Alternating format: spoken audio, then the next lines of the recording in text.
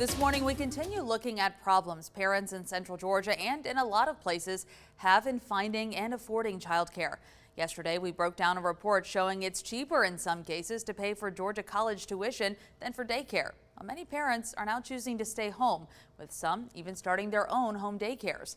I spoke with a Houston County woman who did just that nearly 30 years ago and is now helping others get started. Did you find the monkey with the magnifier? It doesn't take long to see. Charlotte Gregory loves working with kids. Oh my goodness. She started nearly 3 decades ago while her husband served in the military. I was stationed at Eglin, wanted to stay home with my boys, so I started family child care. Then we went to Yokota Air Base, Japan, and I continued it, and then we got stationed here. We've been here since 2000, and I've been doing it ever since. She has a lot of fun built into her day, but a lot of work too. It's a right from the start Georgia orientation that you have to go to.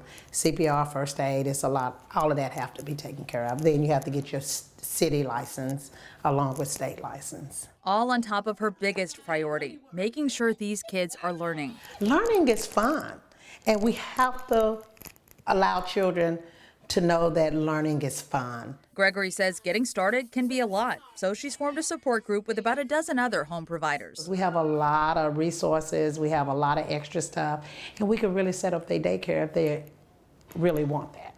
We talk about policies, procedures, and how we can better our program. Almost every provider in their group is quality rated through the state. It's considered being in the best of the best of the best of the daycare. And they all keep their fees the same because Gregory says there's no reason for competition. We're full. We got numbers from the Georgia Department of Early Care and Learning showing an average of 56 new home daycares licensed in the state each year from 2019 through 2023.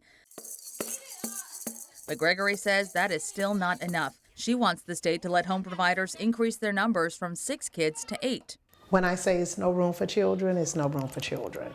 We get calls all the time. So what are these parents doing? That's the concern. She says increasing home daycare numbers may not decrease childcare costs, but it will give parents more choices. Where do it go? Do it go right there? She hopes that will at least fill one piece of the larger childcare puzzle.